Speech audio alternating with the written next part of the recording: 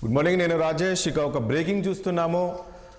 ఏదైతే ప్రయాగ్రాజ్ ఉందో మహాకుంభమేళలో అపశృతి చోటు చేసుకుంది.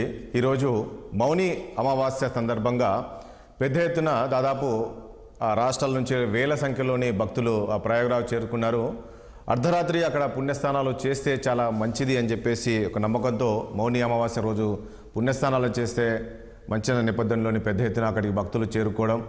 ఆ తొక్కిసలతో దాదాపు మనం చూస్తున్నాం. ఆ తొక్కిసలాటలో 10 నుంచి 15 మంది చనిపోయారనేది వార్తలు వినపడుతున్నాయి. అదేవిధంగా ఒక 50 మందికి పైగా తీవ్రంగా గాయాలై వాళ్ళందరినీ ఆసుపత్రికి తరలించారని కూడా చెప్తున్నారు.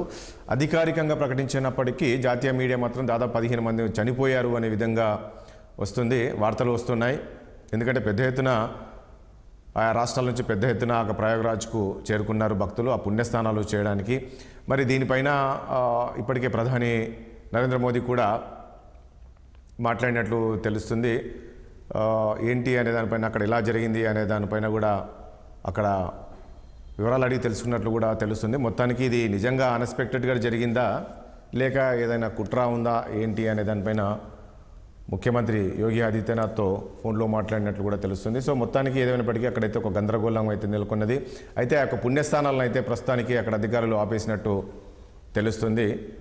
ఎందుకంటే ఈరోజు మౌని అమావాస్య సందర్భంగా ఈ యొక్క మౌని అమావాస్య అనేది చాలా ప్రత్యేకమని చెప్పేసి చెప్తూ ఉంటుంటారు. సో అందుకు ఆ యొక్క పుణ్యస్థానాలు చేస్తే చాలా మంచి నేపథ్యంలో పెద్ద ఎత్తున చేరుకున్నారు. అక్కడ అయితే చూస్తున్నాం, విజువల్స్ చూస్తే అక్కడ తరలిస్తున్నారు.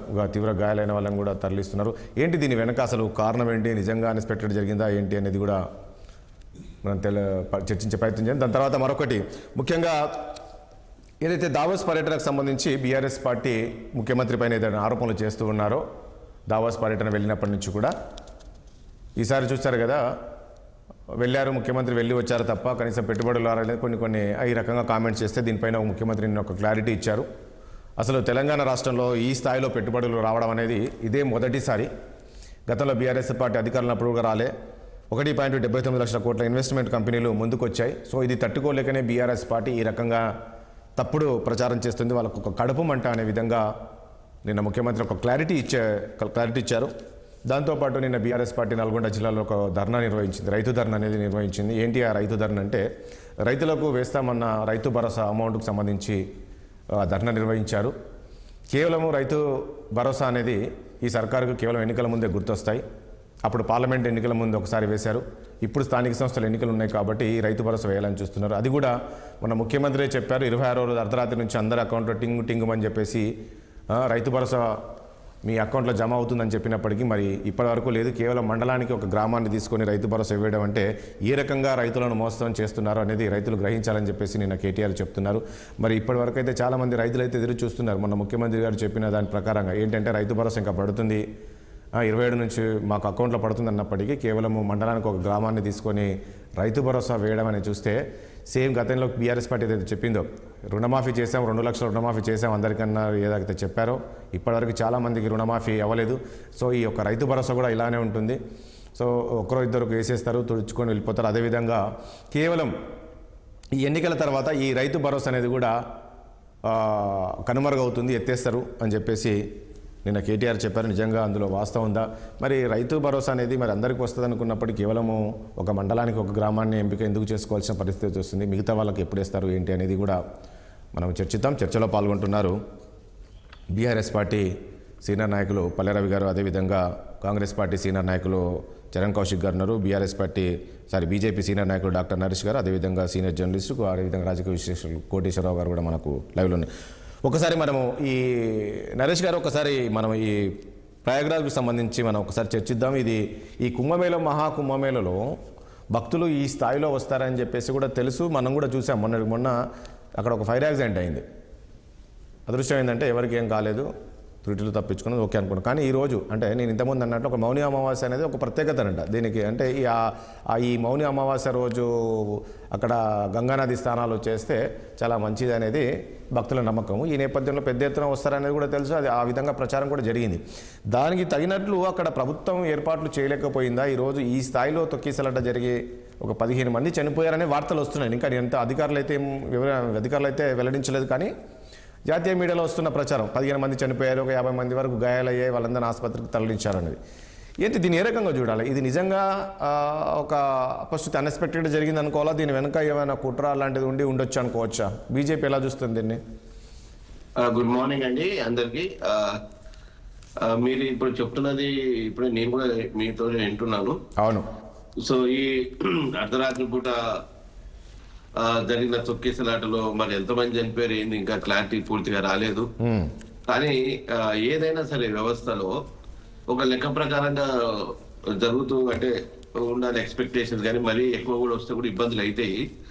సో గత రోజుకు కోటి మంది చొప్పున ఈ యొక్క 17 రోజుల దగ్గర 15 కోట్ల మంది దాకా పైచిలకు కుంభమేళలో పాల్గొన్న స్నానాలు చేసినట్టు నిన్న పేపర్లో చూశాను. అయితే ఇది ఒక్కరోజే 10 కోట్ల మంది జనాలని 10 కోట్ల మంది భక్తులు అక్కడికి వస్తున్నారంటే ఆ 10 కోట్ల మంది వస్తారని చెప్పి అంచనా వేసినారు, దాని దగ్గర ఏర్పాటు చేసినారు. ఏమున్నా కానీ 1 కోటి మందినికే కిటకిటలు ఆడుతుంది. 10 కోట్ల మంది అంటే అదే స్థలం, అదే ప్రాంతం, అదే నది. ఒక రోజు 4 కోట్ల మంది వస్తారని, నేను 4 నుంచి 5 కోట్ల మంది ఒక రోజు, ఈ రోజు అంటే అర్ధరాత్రి అక్కడ చేరుకోబోతారు. ఈ రోజు మొత్తం సాయంత్రం వరకల్లా 10 కోట్ల మంది పూర్తిగా అవుతారు అని చెప్పి కొత్తగా. అవును. కాబట్టి ఆ యొక్క ప్రాంతంలో ఇక ఇట్స్ నాట్ పాసిబుల్. ఎందుకంటే ఏది కూడా భరించినంత చెప్పి భరిస్తుంది. ఎంత ఏర్పాటు చేసినా ఇంకా ఎక్కడ ప్లేస్కి వెళ్ళేది తీసుకొచ్చి పెట్టలేరు కదా.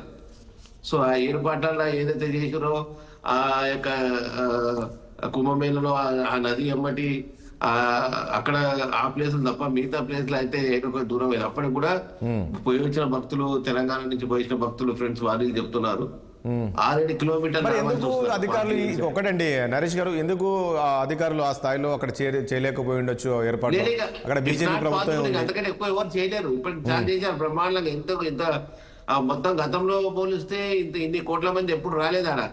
కానీ ఇప్పుడు దగ్గర 40 కోట్ల మంది జనాలను అంచనేస్తున్నారు. అంటే 30-40% పాపులేషన్ మన భారతదేశం పాపులేషన్ ఆడ పోయిస్తున్నట్టు తెలిసి మీరు మనం చూస్తున్నాం. ఫ్లైట్ రేట్ ఎంత ఘోరంగా పెరిగిపోయినాయండి. అంటే ఎంత జనాలు ఎగబడుతున్నారు, ట్రైన్లు, వెహికల్స్ అంటే మొత్తం అసలు నరేష్ గారు చేరుకోవడానికి 7-8 గంటల టైం పట్టింది. ఒక్క నిమిషం నరేష్ గారు ప్లీజ్, ఒక్క నిమిషం. చరణ్ కౌశిక్ గారు గుడ్ మార్నింగ్. ఎట్లా చెప్తారు ఈ మహాకుంభమేళం అనేది మనం చూస్తున్నాము, అంటే రోజు చూస్తున్నాం దాదాపు కోట్ల మంది అక్కడికి వెళ్తున్నారు పుణ్యస్థానం. ఒక్క నరేష్ గారు నేను ఏమంటున్నానంటే చాలా బాధాకరమైన విషయం. నేను చాలా అంటే ప్రకట సానుభూతి తెలుపుతున్నాను ఆ యొక్క మన భక్తుల పట్ల. ప్రభుత్వం చర్యలు తీసుకోవాలి. ఎందుకంటే తిరుమలలో చిన్న ఉత్తర ద్వార దర్శనానికి తొక్కిసలాటకే ఎన్నడూ లేని చరిత్రలో చనిపోయారు, మనం చూసాం. అవును. కాబట్టి జస్ట్ ఒక 1000-2000 మందిలే ఆ తొక్కిసలాటలో చనిపోయడం జరిగింది. మరి ఈ లక్షల కోట్ల మందిలో ఎంతమంది పోలీసులను పెట్టాలి, ఎంత వ్యవస్థని ఏర్పాటు చేసినా ఏం చేసినా కానీ ఒకటేసారి అంటే భక్తి కూడా ఉండాలి. కానీ మరి నరేష్ గారు నేనేమడుగుతా నరేష్ గారు, ఇందులో అంటే నిన్నటి వరకు మనం చూసాం ఆ రకంగా మీరు అన్నట్లు కోట్ల మంది దర్శనం చేసుకుంటాం అక్కడికి వచ్చి పుణ్యస్థానాలు చేసినప్పటికీ కూడా ఎలాంటి చిన్న సంఘటన జరగలేదు. ఆ రోజు ఒక చిన్న ఫైర్ యాక్సిడెంట్. సో ఈ రోజు ఈ స్థాయిలో 15 మంది చనిపోవడము, 50 మందికి గాయాలయ్యాయి అంటే ఇది అన్ఎక్స్పెక్టెడ్ జరిగిందా? దీని వెనుక ఇంకేమైనా కుట్ర ఉందా అంటున్నా. రాజేష్ గారు, ఇక్కడ మనం అర్థం చేసుకోవాల్సింది ఏంటంటే ఈ టైంలోనే ఈ అమావాస్య గడియలు వచ్చే ఈ టైంలోనే మునుగుతూనే ఇప్పుడే వస్తుంది మోక్షము అనుకొని మనం దుక్కుతే అది ఎవరు ఆపలేరు. అది దాంట్లో మునుగుతూ ఒకటేసారి దుక్కుతా కూడా ఎవడు ఆపగలుగుతాడు? కట్టుకునేది. ఓకే చరణ్ కౌశిక్ గారు గుడ్ మార్నింగ్. చరణ్ కౌశిక్ గారు, ఈ ఘటన ఎట్లా చూస్తారు? ఎందుకంటే ఆ స్థాయిలో భక్తులు అక్కడికి వెళ్ళినప్పుడు ప్రభుత్వం కూడా ఆ రకంగానే ఏర్పాటు చేయాల్సి ఉంటుంది. అది కాక నిన్నటి ఈ రోజు అనేది ఒక ప్రత్యేకత. ఆ రోజు అమావాస్య అనేది, మౌని అమావాస్య అనేది భారీగా భక్తులు చేరుకుంటారు, అక్కడికి లక్షల వరకు వెళ్తుంటారు. అంటే ప్రభుత్వ వైఫల్యం అనుకోవచ్చా ఇక్కడ? అంటే ఈ రోజు మౌని అమావాస్య స్థానానికి వెళ్ళాలని చెప్పేసి పెద్ద ఎత్తున భక్తులు రావడంతో 1:30 ప్రాంతంలో ఈ ఘటన చోటు చేసుకుంది. ఇక్కడ ప్రధానంగా ఒక వంతెన, అంటే ఒక తాత్కాలికంగా ఏర్పాటు చేసిన వంతెన మీదుగా ఒకేసారి రావడంతో అది కూలడంతో కింద ఒకేసారి మహిళలు పురుషులంతా కూడా కింద పడిపోవడంతో ప్రధానంగా ఈ సంఘటన తొక్కిసలాట జరిగేట్టుగా చాలా స్పష్టంగా ప్రభుత్వం ప్రకటించింది. కాకపోతే అంటే ఒకేసారి పురుషులు మహిళలు ఒకేసారి రావడంతో మాత్రమే ఆ బ్రిడ్జి ఇలాగ ఏర్పాటు చేసినట్టు కూలడంతో ప్రధానంగా ఈ సంఘటన ఏర్పడదు కాబట్టి ప్రభుత్వం అది కూడా 1:30 ప్రాంతంలో అవును 1:30-2 ప్రాంతంలో అవును దీని మీద కూడా ప్రధానమంత్రి గారు కూడా స్పందించారు. అదే కాకుండా అక్కడ రాష్ట్ర ప్రభుత్వం కూడా దీని మీద తగు చర్యలు కూడా తీసుకున్నారు. కాబట్టి ఏదేమైనప్పటికీ కూడా ప్రధానంగా దీని విషయంలో ఒకేసారి అందరూ ఒకే దగ్గర స్నానం చేయాలి, ఆ పుణ్యస్నానం ద్వారా మాత్రమే ఫలితం వస్తుందని చెప్పేసి అనుకోవడం మూలంగా మాత్రమే ఈ ఘటన జరిగినట్టుగా కనపడతా ఉంది. కాబట్టి ఆల్రెడీ ఆ ఘాటు సంబంధించి కూడా ఆల్రెడీ అక్కడ ఉన్నటువంటి ఎవరైతే పెద్దలు ఉన్నారో ఆల్రెడీ వాళ్ళంతా కూడా గైడ్ చేస్తా ఉన్నారు. ప్రధానంగా అక్కడనే స్నానం చేయడంతో కాకుండా మిగతా చుట్టుపక్కల కూడా స్నానం చేయొచ్చు అని చెప్పేసి వాళ్ళు కూడా ఇప్పుడు గైడ్ చేస్తా ఉన్నారు. ఏదైనా కూడా ఈ సంఘటన జరగడం చాలా దురదృష్టకరం. అదే కాకుండా ప్రభుత్వ పరంగా ఏంటంటే పెద్ద ఎత్తున ఇప్పుడు చూస్తా ఉన్నాం ఫ్లైట్లన్నీ ఎండిపోయినాయి, రోడ్డు మార్గం ద్వారా పోదామంటే కూడా రోడ్డు అంతా ట్రాఫిక్ జామ్ అయిన పరిస్థితి. అదే కాకుండా ఏ ప్రభుత్వం అయినా కూడా ఇంత పెద్ద ఎత్తున భక్తులు వచ్చినప్పుడు ఖచ్చితంగా ఏర్పాట్లు చేయడం అనేది అంత సాధ్యమైనటువంటి ప్రక్రియ కాదని చెప్పేసి మేము భావిస్తా ఉన్నాం. ఏదేమైనప్పుడు కూడా ఈ ఘటన ద్వారా ప్రజలతో కూడా మేల్కొలాల్సిన అవసరం ఉంది. ఎందుకంటే అనవసరంగా పుణ్యం కోసం పోయి ప్రాణం పోగొట్టుకుంటే చాలా పెద్ద ఎత్తున కుటుంబాలు కూడా బాధపడాల్సిన పరిస్థితి వస్తుంది. కాబట్టి ప్రభుత్వ పరంగా కూడా ఆదుకుంటామని చెప్పేసి చాలా స్పష్టంగా యోగి ఆదిత్యనాథ్ గారు స్పందించి ప్రధానమంత్రి గారు స్పందించారు. కాబట్టి చనిపోయినటువంటి కుటుంబాలను ఆదుకోవాలని చెప్పేసి మేము కాంగ్రెస్ పార్టీ కోరుతా ఉన్నాం. అదే కాకుండా భవిష్యత్తులో ఇట్లాంటి సంఘటనలు పునరావృతం కాకుండా భక్తులను మేల్కొల్పాల్సిన అవసరం ఏర్పాటు అంటే ఆ ఏర్పాటు చేసినటువంటి వారి బాధ్యత కూడా ఉంది. కాబట్టి అందరు కలిసి ఇట్లాంటి సంఘటనలు పునరావృతంగా చూసుకోవాల్సిన బాధ్యత ఉందని చెప్పేసి మేము భావిస్తాం. అంటే ఒకటి ఇది ఒక తొక్కిసలాట వల్లనే ఈ ఘటన జరిగింది అనుకోవచ్చా, ఇంకా లేక ఇంకేదైనా కారణం ఉండొచ్చా? ప్రధానంగా తొక్కిసలాట మూలంగా మాత్రమే 1:30 ప్రాంతాల్లో తాత్కాలికంగా ఏర్పాటు చేసినటువంటి వంతెనలాగా ఏర్పాటు చేసిన వంతెన మీద పోయే క్రమంలో ఒకేసారి దాని మీద ఎక్కువ మంది రావడంతో అది కూలి కిందికి పోయింది. కిందికి పోవడంతో ప్రధానంగా మహిళలు పురుషులు అందరూ కూడా ఆ నదిలో పడిపోవడంతో ప్రధానంగా తొక్కిసలాట జరిగింది. తొక్కిసలాట జరగడంతో వాళ్ళకు సంబంధించిన కుటుంబాలంతా కూడా మా కుటుంబానికి సంబంధించిన వ్యక్తి ఎడిపోయారని చెప్పేసి ఎత్తికే క్రమంలో అందరూ ఏ కుటుంబాల వాళ్ళ ఆ కుటుంబాలు ఎత్తికే క్రమంలో అక్కడ తొక్కిసలాట జరిగింది. కాబట్టి దీనిలో విదేశీ కుట్ర అనేది ఉండదని చెప్పేసి మేము భావిస్తాము. ఇది అనుకోకుండా జరిగినటువంటి సంఘటనే భావించాల్సిన అవసరం ఉంది. అనవసరంగా భక్తుల మధ్య భయోందోళన క్రియేట్ కావడం మాత్రమే ఈ సంఘటన జరిగినట్టు కనపడతా ఉంది. కాబట్టి ఇట్లాంటి సంఘటన పునరావృతంగా చేయాల్సినటువంటి బాధ్యత అక్కడ నిర్వాహకుల మీద ఉంది. ఆల్రెడీ ప్రభుత్వం కూడా తక్షణమే స్పందించింది. కాబట్టి అదేవిధంగా ఎవరైతే చనిపోయారో వారి కుటుంబాలు న్యాయం చేయాలని చెప్పేసి మేము కోరుతాం. రవి గారు ఎట్లా చూస్తారు ఈ ఘటనకు సంబంధించి? ప్యానెల్లో ఉన్న మిత్రులు చరణ్ కౌశిక్ గారికి, నరేష్ గారికి, రాజేష్ గారు, మీకు అందరికి నమస్కారం అండి. నమస్తే. ఇప్పుడు సరే వాస్తవంగా ఇది సంఘటన అనేది అందరికి బాధాకరమైనటువంటి సంఘటన. ఎందుకంటే సరే ఒకటి ఏంటంటే 100 ఏళ్లకు ఒకసారి ఇటువంటిది వస్తుంది అన్నటువంటి దాంతో ఇది ఏదో అక్కడ చేస్తే పుణ్యం వస్తుంది అన్నటువంటి భావనతోటి ప్రజలు అసలు ఎక్స్పెక్ట్ చేయనటువంటి క్రౌడే ఎక్స్పెక్ట్ చేసిన దాంట్లో 144 ఏళ్ళ కన్నా 144 ఏళ్ళు 144 years 10 ఏళ్ళకి పైగా అంటున్నా. అందుకోసమే 40 ఏళ్ళకు ఒకసారి జరుగుతుంది. కాబట్టి ఏంటంటే దాదాపు మనిషి జీవిత కాలంలో కూడా ఒకసారి రాదు. ఏదో ఇక మనకు వచ్చింది అవకాశం అన్నట్టుగా అందరూ పోవటము, పొలం అనుకోవటం, దాంట్లో అక్కడ వచ్చే సమస్య సరే. ఎందుకంటే ఇంత మందిని ఆర్గనైజ్ చేయడం కూడా హ్యూమన్ పాసిబిలిటీ కూడా ఒకటి ఉంటుంది. మళ్ళీ అందులో కూడా ప్రాంతం అదంతా ఇంకోటి కూడా ఏంటంటే అందరూ ఒకటేసారి స్నానం చేయాలి, తప్పనిసరి అక్కడే చేయాలన్నటువంటిది ఒకటి కొంత ఇబ్బందికరంగా ఉంటుంది. మీరన్నారు దాంట్గా దీని వెనుక కుట్రలో ఏదో ఉందని అయితే నేను అనుకోను. ఎందుకంటే మళ్ళీ మనం అటువైపు ఒకటి చర్చ డ్రైవ్ చేయడం కూడా మళ్ళీ ఇంకో కరెక్ట్ కాదేమన్న అభిప్రాయము. అంటే ఆ స్థాయిలో అధికారులు ఏర్పాట్లు చేయడం కానీ అంత ఒక పకడ్బందీగా చేశారు. ఇన్ని కోట్ల మంది అక్కడికి వెళ్ళి పుణ్యస్థానాలు చేసినప్పటికీ కూడా ఏ రోజు ఒక చిన్న ఘటన జరగలేదు. సో నిన్న ఈ స్థాయిలో వస్తున్నారు అన్నప్పుడు మరి ప్రభుత్వం ఆ స్థాయిలో ఏర్పాట్లు చేసినప్పటికీ ఎందుకు జరిగిందని అంటే ఈ కోణంలో కూడా ఆలోచిస్తుంటారు కదా కొంతమంది. నిన్న కొన్ని బైట్స్ చూశాను. ఈరోజు ఈ ఉదయం ఈ జరిగిన ఘటనకు సంబంధించి అక్కడ ఉన్న వాళ్ళు మాట్లాడితే చెప్పలేము, ఎందుకంటే ఇంత బాగా ఏర్పాట్లు చేసింది ఇక్కడ ఎన్నో ప్రభుత్వం, కానీ కుట్ర జరిగి ఉండొచ్చు, ఈ రకమైన కామెంట్స్ వస్తున్నాయి కదా. అలాంటిది ఏమన్నా ఉందా ఏంటి అని రాజేష్ గారు ఈ సైడ్ మనం ఎందుకు ఆలోచించకూడదు? అది ఆలోచించడంలో తప్పు లేదు, కానీ నేనేమంటున్నానంటే ఆ కారణంగానే ఇది జరిగి ఉంటుంది అని అయితే నేను అనుకోను.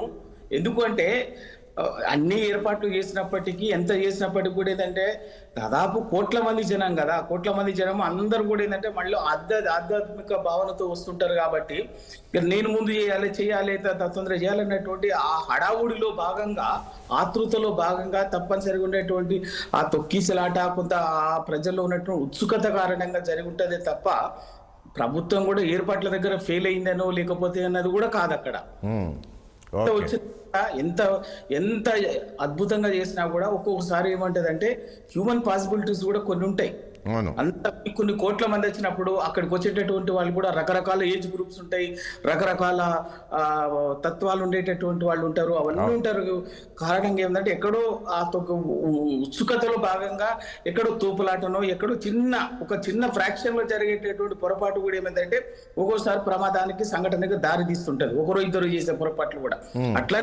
కానీ మొత్తం ఏంటంటే నిజంగా కూడా ఎందుకంటే రాజకీయాలు ఇప్పుడు మనం ఏంటంటే ఏదో అక్కడ ఏం పొరపాట్లు చేయలేదో ఇంకేదో ఏర్పాట్లు చేయలేదో అని చెప్పడం కూడా రాజకీయమైతే తప్ప వాస్తవంగా కూడా ఎందుకంటే మన ఏర్పాట్లు కానీ మిగతా కూడా మంచిని చేయగలిగే మాక్సిమం పాసిబిలిటీస్ గతకంటే ఇంకేం చేయలేదు. ఎందుకంటే కోట్ల మంది కదా, లక్షల కోట్లు అక్కడ స్థానికంగా ఆ రాష్ట్ర జనాభాకు, ఆ పట్టణం కాదు నగరం కాదు, రాష్ట్ర జనాభాకు మించి ఒకేసారి ఏకకాలంలో రావటం వల్ల ఉత్పన్నమయ్యేటటువంటి సమస్య కాబట్టి సరే కొంత ఏంటంటే ఇది బాధాకరమైన విషయం ఎవరికైనా కూడా.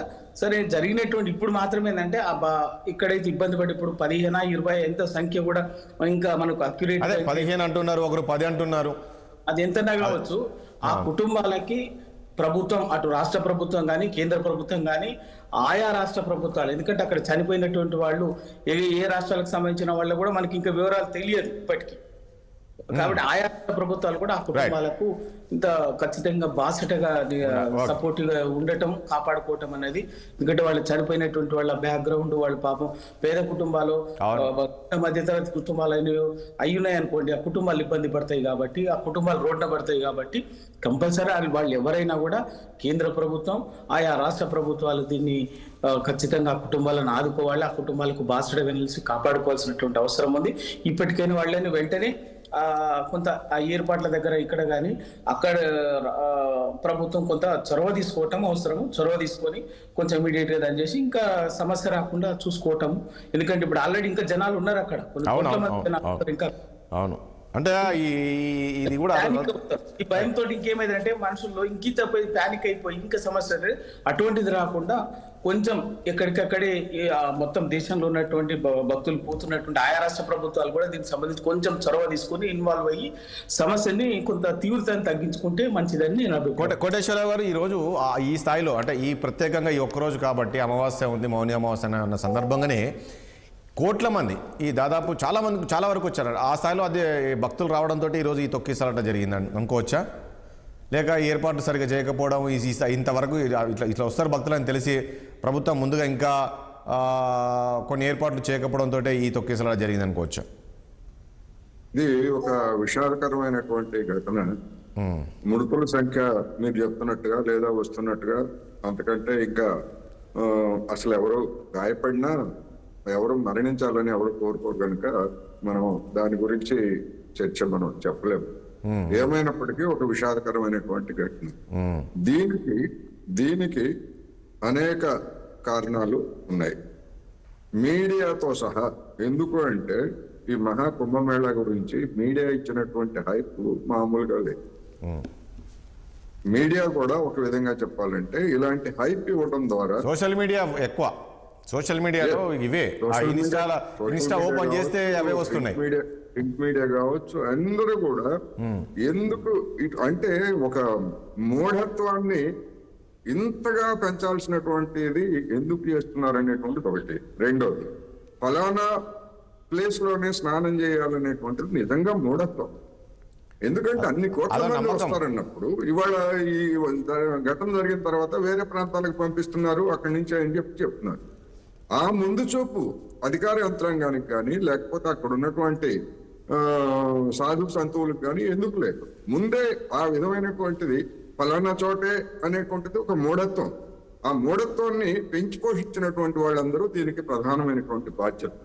ఇంతమంది వస్తారని తెలిసి కూడా ఆ విధంగా డైవర్సిఫై ముందుగానే ఫలానా ఈ సందర్భంగా ఫలానా చోట ఇది చేయండి అని చెప్పేసి అధికార యంత్రాంగం కానీ ప్రభుత్వం కానీ లేదా ఇతర సంస్థలు ఎవరైనా కానీ ఎందుకని భక్తుల్ని డైవర్సిఫై చేయలేదు అనేది కదా పాయింట్.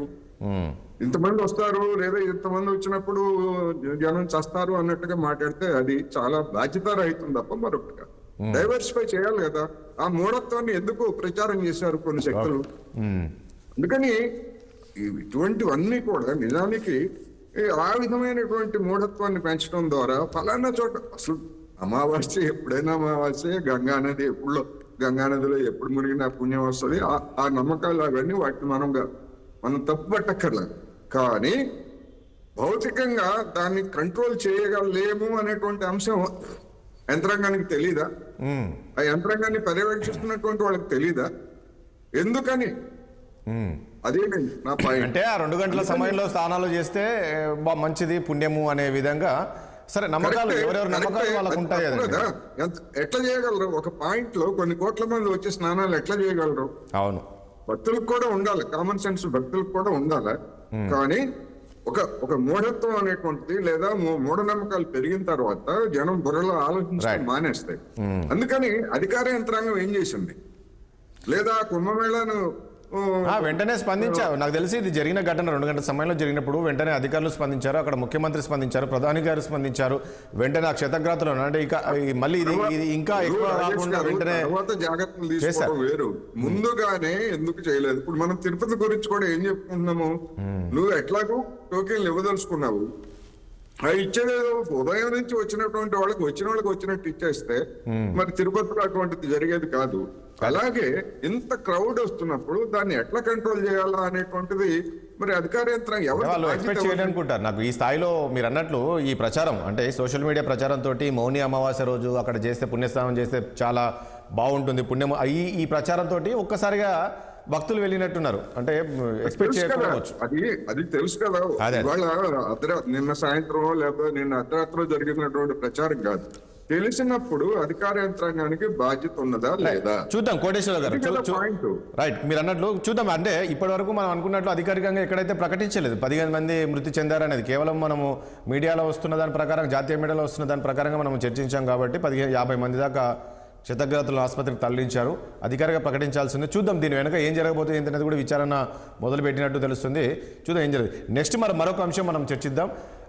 చరణ్ కౌశిక్ గారు, రైతుల